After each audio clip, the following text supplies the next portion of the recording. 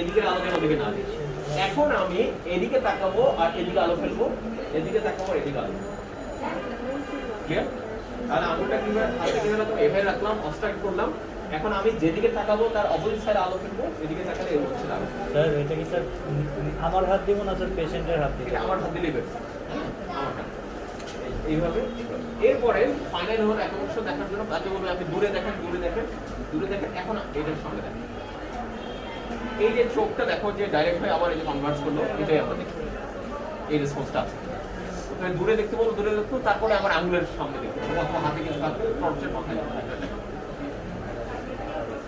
Clear? তাহলে এই হলো আমাদের 3-4-6 ক্রেনিয়াল নার্ভ।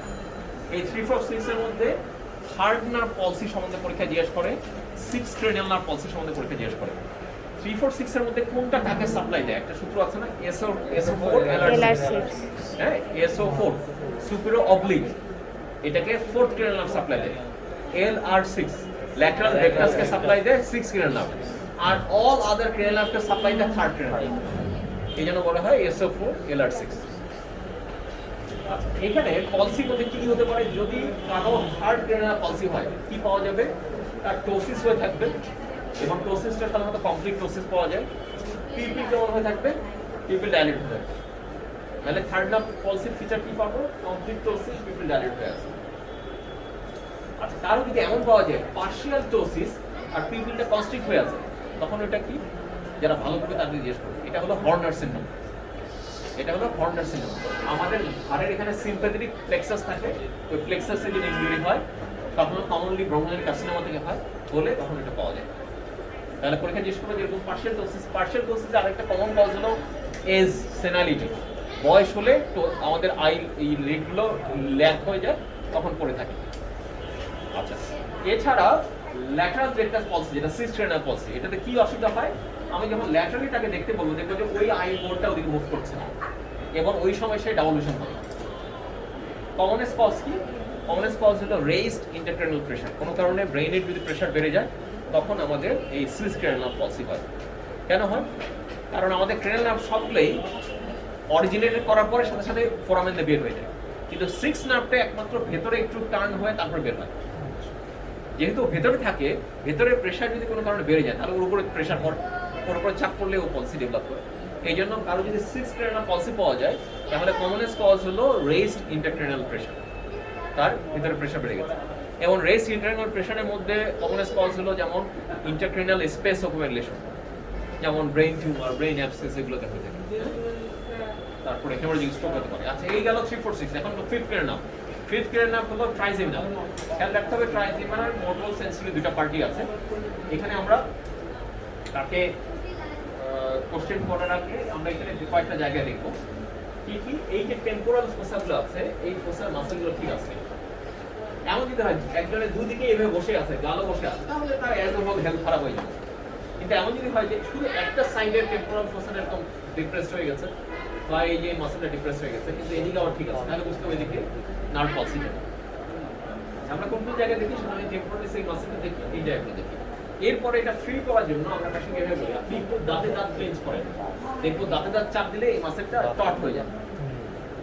এরপরে আমরা ম্যাসেলেট দেখবো, এখানে ঢোকো ম্যাসেলেট, কোনো দাঁতে দাঁত চাপ দেবে। এরপর বলবো যে এখানে আপনি মুখ আ করেন, দেখবো এখানে স্ট্রেট ঠিক আছে, স্ট্যান্ড ঠিক আছে। তারপরে এই হাতে চাপ দেন, এই হাতে চাপ দেন। ক্লিয়ার?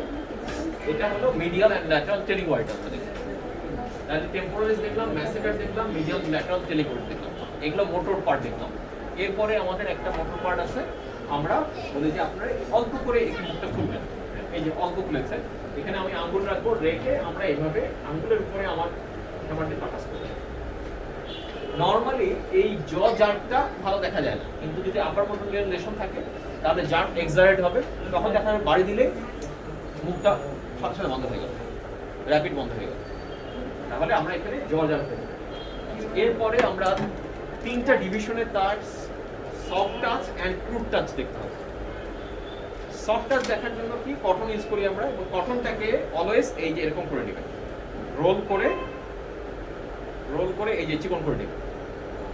এরপরে বলতে হবে যে আমি এই কটনটাকে আপনার ফেসের মধ্যে এই যে এইভাবে টাচ করব। আপনি টের পেলে বলবেন, বুঝতে পারছেন। কখনো গঠনটাকে এরকম এরকম করা যাবে না, তাকে একটা পয়েন্টে এইভাবে টাচ করতে হবে। ক্লিয়ার? এখন এখানে কোথায় টাচ করবো? আমরা জানি যে ট্রাইজেনাল নার্ভ তিনটা ডিভিশনে ভাগ হচ্ছে, উপরে অপথ্যালমিক, ম্যাক্সিলারি, ম্যান্ডিবুলারি। কিভাবে ভাগ হয়? এই ট্রেগাস থেকে আই পর্যন্ত এতটুকু, উপরে হলো অপথ্যালমিক, এখান থেকে এঙ্গেল অফ দ্য মাউথ এই জায়গা হলো ম্যাক্সিলারি, এর নিচে হলো ম্যান্ডিবুলার ডিভিশন। এখন আমরা তাকে বলবো আপনি চোখ বন্ধ করেন, টের পান একই রকম দুদিকে। আমি জিজ্ঞেস করলাম কি টের পাই কিনা এবং দুদিকে সেম কিনা। তাহলে এই যে ফোরহেড অপথ্যালমিক দেখানো শেষ, এরপরে ম্যাক্সিলারি, টের পান একই রকম এই জায়গায় দেখা শেষ, এরপরে এখানে টের পান একই রকম। তাহলে এটা হলো সাবটাচ দেখা। সাবটাচ ছাড়া এরপর কি দেখতে হবে? Fruit touch. এইটা এখন দেখা। ফ্রুট টাচের জন্য এই যে হেজাব পিন যেগুলো আছে এগুলো এখন ভালো, এটা ধরতে সুবিধা, কিন্তু কখনো পিনটাকে এইভাবে ধরে এইভাবে দেখতে যাবো না, হ্যাঁ, কন্ট্রোল করতে হবে না, দুটো লেগে যাবে। এটাকে আমরা আঙ্গুলের মাথা দিয়ে এরকম ছোট করে নিব, জাস্ট দেখো আঙ্গুলের ফাঁক দিয়ে একটু আছে, এমন না যে দেখার সময় হাতে টাচ করলে অসুবিধা হবে। আঙ্গুলে টাচ হলে কোনো অসুবিধা নেই, কারণ আমাকে তো দেখতে হবে যে তার ফুড সেন্সেশনটা আছে কিনা, এই শার্প এন্ডটা বুঝতে পারে কিনা। এই জন্য তার কনফিডেন্ট আনার জন্য তার হাতের মধ্যে করে দেখাতে হবে যে আমি এইভাবে এই যে জেন্টলি আপনাকে টাচ করবো, আপনি বুঝতে পেলে বুঝতে পারবেন। ঠিক আছে? তারপরে আমি যে ধরলো এটা তো আঙ্গুলের মধ্যে অল্প একটু বের হয়ে আছে, আমার আঙ্গুল টাচ করলে কোনো অসুবিধা নেই, কিন্তু ওই যে শার্প এন্ডটা বুঝতে পারে কিনা। আবার একই রকম একই রকম ফেস যেহেতু সেন্সিটিভ জায়গা, খুব সাবধানে কাজ করবে, আবার এমন জরুরি না যেন রক্ত বের হয়ে গেছে। তাহলে এই যে এইভাবে ধরে এভাবে দেখতে হবে যে শার্প পেনটা যেন খুব ছোট থাকে, আমি জাস্ট একটু টাচ করবো। তারপরে এইভাবে আমাদের ফিফথ ক্রেনিয়াল নার্ভ বা ট্রাইজেনাল নার্ভটা আমরা দেখে থাকি। ফিফথের পরে কি আছে? সেভেনটা একটা ইম্পর্টেন্ট নার্ভ, এটা পরীক্ষায় সবচেয়ে বেশি ধরে। সেভেনের জন্য আমাদের কয়েকটা কোশ্চেন করতে হয়। কি কি কোশ্চেন আমরা করবো? আচ্ছা, আরেকটা রিফ্লেক্স বাকি আছে, কর্নিয়াল রিফ্লেক্স বাকি আছে না? কর্নিয়াল রিফ্লেক্সের দুইটা পার্ট থাকে, একটা থাকে হলো ফিফথ নার্ভ দিয়ে যায়, আর ব্লিঙ্কিং হয় হলো সেভেন নার্ভ। খেয়াল রাখবা, কর্নিয়াল রিফ্লেক্সের সেন্সেশন এফারেন্টটা যায় হলো ফিফথ নার্ভ দিয়ে, আর ব্লিঙ্কিংটা হয় হলো সেভেন নার্ভের জন্য। এই কর্নিয়াল রিফ্লেক্স দেখার জন্য পেশেন্টকে আমরা বলি যে আপনি আমার দিকে তাকিয়ে থেকে নিচের আইলিডটা একটু টেনে ধরতে হয়, এরপরে যে কটন শার্ট করে এখানে টাচ করতে হয়। কোন জায়গায় টাচ করতে হয়? দেখবে ম্যাকলেডের ছবি দেওয়া আছে, এই যে কালো আইরিশ আর স্ক্লেরা যে সাদা পোর্শনটা, এই মার্জিনটাতে টাচ করতে হয়। অনেক সময় টাচ না করলেও হয়, যে কাছাকাছি গেলে দেখো ব্লিঙ্কিং শুরু হয়ে গেছে। এই যে ব্লিঙ্ক হচ্ছে, এটাই হলো কর্নিয়াল রিফ্লেক্স। আমাদের চোখে কিছু পড়ার মনে হয় কিছু একটা আসতেছে, চোখ আমরা বন্ধ করে ফেলি না, সেই কর্নিয়াল রিফ্লেক্স। সেন্সেশনটা পাচ্ছি আমরা ফিফথ নার্ভ দিয়ে, আর এই যে ব্লিঙ্কটা হচ্ছে হলো সেভেন নার্ভ দিয়ে। তাহলে এটা কিভাবে দেখতে হয়? এটাকে শার্প করে নিতে হবে, এখানে লোয়ার আই থেকে নিচে নামিয়ে নিতে হবে, তারপরে আমরা এই যে টাচ করব, তারপরে এখানে ক্লিয়ার? আচ্ছা, সেভেন নার্ভের জন্য আমাদের প্রথমে কয়েকটা কোশ্চেন করতে হবে। কি কি কোশ্চেন করতে হবে? যে আপনি খাবার খেতে গেলে কি কোনো দিকে জমে থাকে? আচ্ছা, পানি খেতে গেলে কি কোনো দিক দিয়ে গড়িয়ে আসে? আচ্ছা, আপনার চোখ বন্ধ করতে গেলে কোনো চোখ খোলা থাকে? কোনো কানে কি বেশি শুনতে পান? আপনি খাবারের স্বাদ কত পান, যেমন লবণের স্বাদ, মিষ্টির স্বাদ, এগুলো পাচ্ছেন? তাহলে কয়েকটা কোশ্চেন হয়ে যে সে খাবার খেতে গেলে কোনো দিকে জমে থাকে কিনা, পানি খেতে গেলে কোনো দিকে গড়িয়ে পড়ে কিনা, চোখ বন্ধ করতে গেলে কোনো চোখ খোলা থাকে কিনা, কানে কোনো কারণে বেশি শুনে কিনা, হাইপার অ্যাকুসিস, আর টাঙের এন্ট্রিও টু থার্ড যে টেস্ট সেন্সেশন আছে ওগুলো জিজ্ঞেস করি। এরপরে দেখার জন্য আমরা উপর থেকে নিচে যদি দেখা শুরু করি, আমরা কি করি? প্রথম বলি আপনি ছাদের দিকে তাকান, এই যে ছাদের দিকে তাকান, এখন সুন্দর রেড বিন্দু দিকে দেখা যাচ্ছে। কেউ কেউ ছাদের দিকে তাকাতে গেলে একটু করবে এইভাবে তাকান, যদি এরকম করে তখন আমরা একটা হাত রেখে বলি যে মাথা উঠাবেন না, উপর দিকে না উঠে তাকান, দুই দিকে রেগলিং আছে। এরপরে আমরা বলবো যে আপনি চোখ বন্ধ করেন। এই চোখ বন্ধ করার সময় দেখবো যে বেলস ফেনোমেনা দেখা যাচ্ছে কিনা। বেলস ফেনোমেনাটা কি?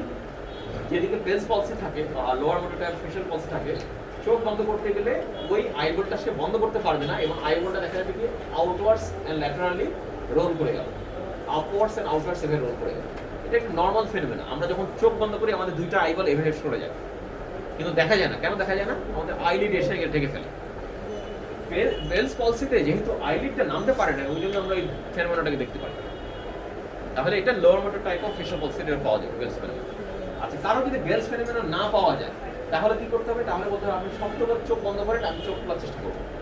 সেই শক্ত করে বন্ধ করে রেখেছি, আমি উপরে একটু হাত দিয়ে জাস্ট এইভাবে একটু চোখের মধ্যে আবার আঙুল দিয়ে দেবো, হ্যাঁ, জাস্ট উপরে এই যে আইব্রোর উপরে আর নিচে এখানে চিনে আমি একটু দেখতেছি কোন দিকে লুজ হয়ে আছে। এমন হতে পারে অনেক সময় ইনকমপ্লিট ফেশিয়াল পলসি থাকে বা আপার মডেল অফ ফেশিয়াল পলসি থাকে, তাহলে আমরা দেখবো এই স্ট্রেংথটা ঠিক আছে। এরপরে তাকে বলবো আমরা শো মি ইওর টিথ, দাঁত দেখো কি করে, দেখবো যে কোন দিকে অ্যাঙ্গেল ডেভিয়েশন আছে, অ্যাঙ্গেল কোন দিকে ডেভিয়েট বেলস ফেনোমেনন না পাওয়া গেলে করব। না পাওয়া গেলে করবো। যদি পাওয়াই যায় বেলস ফেনোমেনন তাহলে তার উইকনেস দেখার কিছু না, এটা বোঝা যাচ্ছে যে উইক আছে। আচ্ছা, তারপরে শো মি ইওর টিথ, আমরা দেখবো যে কোন দিকে অ্যাঙ্গেল ডেভিয়েশন আছে। অ্যাঙ্গেল ডেভিয়েশন কোন দিকে হবে? অপোজিট সাইড, হেলদি সাইডে মুভের অ্যাঙ্গেলটা টেনে নিয়ে যাবে। এরপর আমরা তাকে বলবো আপনি পাফ ইওর চিক, গাল ফুলান। এই গাল যখন ফুলাবে দেখবো যে বাতাস বের হয়ে যায় কিনা, যদি না বের হয় আমি একটু এরকম চাপতে দেখবো যে স্ট্রেংথ ঠিক আছে। এরপর আমরা বলবো যে ফু দিতে বলবো, হুইসলিং বলে শীষ বাজানো, কিন্তু শীষ বাজানোর দরকার নেই, তুমি জাস্ট দেখাবে এরকম এভাবে ফু দেন। বলবো যে আপনি ফু দেন তো, এই ফু দিতে পারে কিনা, যদি পলসি থাকে একদিকে ফু দিতে পারবে না, বাতাস ওদিক দিয়ে বের হয়ে যাবে। আচ্ছা, এরপরে আমরা কয়েকটা জায়গায় একটু ইন্সপেক্ট করি সাধারণত। ইন্সপেকশনটা আগে করা যায়, পরেও করা যায়। আমরা এই যে এক্সটার্নাল অয়েল মিয়াটাস কিনা এইসব জায়গাগুলো দেখবো, এখানে কোনো ভেসিকল, কোনো ছোট আলসারেশন এগুলো আছে কিনা। এখানে দেখবো এক্সটার্নাল মিয়াটাস কিনা আর কিছু এই জায়গাগুলো দেখবো। এছাড়া প্যালেটের মধ্যে আমরা দেখি, আমরা টর্চ দিয়ে না করতে বলবো প্যালেটের মধ্যে কোনো এরকম আলসারেশন, কোনো ভেসিকল এরকম আছে কিনা, কিছু পাওয়া যায়। Lower motor type of facial পলসির একটা কজ হলো র্যামসে হান্ট সিনড্রোম বলে। এখানে হার্পিস ভাইরাস ইনফেকশনের কারণে ওই লোকাল পেরিফেরাল নার্ভটাকে ইনজুরি হয়। এবার না কোল্ড ওয়েদারে বেশি হয়, একটা পেশেন্ট দেখা গেল জার্নি করে আসলো তার হলো, যদি হার্পিসের জন্য হয়ে থাকে তাহলে এইসব জায়গায় হার্পিসের ভেসিকল পাওয়া যায়, স্কিন ইরাপশন পাওয়া যায়। এই জন্য আমরা এই যে কানের এখানে পিনা এগুলো দেখবো আর প্যালেটটাকে দেখবো। ক্লিয়ার? আচ্ছা, এরপরে Ramsay hunt syndrome, Ramsay hunt syndrome দেখবে তোমাদের ডেভিডসনে ফেশিয়াল পলসির সম্বন্ধে ছোট্ট লেখা আছে, ওর মধ্যে লেখা আছে। হাইবা বোর্ডে বা শর্টকে সামনে জিজ্ঞেস করে, যারা একটু ভালো করবে তাদের জিজ্ঞেস করবে র্যামসে হান্ট সিনড্রোম। আচ্ছা, এটা দেখার পরে আমি তার টেস্ট সেন্সেশন একটু দেখতে হবে। টেস্ট সেন্সেশন জন্য কি দেখা যেতে পারে? আমি ওই যে লবণ টবণ বের করবো, স্যারকে বলবো স্যার টেস্ট সেন্সেশন দেখতে হবে, স্যার তখন বলে আচ্ছা লাগবে না। যদি দেখতেই হয়, কিভাবে দেখতে হয়? ছোট কাগজে ভাঁজ করে নিয়ে আসি, আর আমরা কটন বার্ড আমাদের সাথে রাখি, হাত দিয়ে তো আর টাচ করাতে পারবো না, কটন বার্ডটা এইভাবে টাচ করে ওটা দিয়ে আমরা এইভাবে টাচ করে ওটা করার পর এটা ফেলে দিব। ক্লিয়ার? তাহলে আমাদের 7 ক্রেনিয়াল নার্ভ এই কমপ্লিট হলো। 7 এর পরে কি আছে? Vestibular cochlear. আচ্ছা, ভেস্টিবুলার কক্লিয়ারের মধ্যে এটা আমাদের ডিটেল পড়ায় হলো ইএনটি দেখতে, তারা ওই যে রিনি টেস্ট, ওয়েবার টেস্ট সহ পড়ায়। আমাদের মেডিসিন সাধারণত এটা কম ধরে। আমি পরেরটাতে চলে যাচ্ছি। হ্যাঁ, পরেরটা কি আছে? গ্লোসোফেরিয়াল ভেগাস। গ্লোসোফেরিয়াল ভেগাস, খেয়াল রাখো গ্লোসোফেরিয়াল ভেগাস আমাদের পেছনে ওরোফ্যারিংস, ভোকাল কর্ড, এইসব জায়গায়, নেজোফেরিং, এইসব জায়গায় তার সাপ্লাই। এখানে যদি অসুবিধা হয় কি হবে? আমাদের কথা বলতে তাহলে অসুবিধা হতে পারে। তাহলে আমি তার সাথে কথা বলে দেখবো যে তার হ্যাঁ ভয়েস টোনটা কেমন আছে, নেজাল ইনটোনেশন হচ্ছে কিনা, নাকে নাকে কথা বলে কিনা। তারপরে বলবো যে আপনি একটু কাশি দেন, এই কাশিটা দেখো শার্প, তাহলে যদি এমন হয় কাশিটা, এটাকে বলা হয় বোভাইন কাফ। বোভাইন মানে গরু আছে না, গরু ক্যাটেল, ওদের কাশি এই ধরনের, ওদের কাশি হয় কিন্তু ওদের কাশি শার্প না, হ্যাঁ, ওদের গলা যেহেতু মোটা, ওদের কাশিটা এই ধরনের। আমাদের খেয়াল রাখবো যে এই যে তার সাথে কথা বলে দেখবো যে নেজাল ইন্টোনেশন হচ্ছে কিনা, নাকে নাকে কথা বলে কিনা, কাশি দিতে গেলে শার্প কিনা, নাকি বোমাইন হচ্ছে। এরপরে আমরা দেখবো যে তার পানি খেতে গেলে নাকে মুখে উঠে কিনা, তাকে জিজ্ঞেস করতে হবে আপনি পানি খেতে গেলে কখনো এমন হয় যে বারবার নাকে উঠে? একজনের হঠাৎ একবার দুবার হতে পারে, কিন্তু এমন যদি হয় প্রতিবেলা খাওয়ার সময় পানি খেতে গেলে নাক দিয়ে পানি উঠে আসে, তাহলে বুঝতে হবে তার ওখানে প্যালেটাল পলসি আছে। এরপরে আমরা সাধারণত টর্চ দিয়ে কি করি, তাকে বলি যে আপনি বলেন আ বললে টর্চ দিয়ে দেখতে হবে ইভুলাটা সেন্ট্রালি আছে কিনা এবং ইভুলার মুভমেন্টটা ইকুয়ালি হয় কিনা। আমরা কি জানি মাঝখানে ইভুলার দুটো আর্চ আছে, এই আর্চটার মুভমেন্টটা বললে একই সাথে হয় কিনা। যদি এমন হয় ইভুলা একদিকে মুভ হয়ে আছে, তাহলে বুঝতে হবে যে অপোজিট সাইডে প্যারালাইসিস আছে, অথবা দুইটা আর্চের মধ্যে একটা মুভ করছে আর একটা মুভ করছে না, তাহলে বুঝতে হবে যে ওই সাইডে তার এই যে প্যারাটাল প্যারালাইসিস আছে। লাস্টে আমাদের একটু গ্যাগ রিফ্লেক্স দেখতে হয়। গ্যাগ রিফ্লেক্স দেখার জন্য কটন সোয়াব পাওয়া যায়। হ্যাঁ, কটন সোয়াব কেমন আমাদের এই যে কটন বার্ডের মধ্যে কিন্তু সাইজে বড়।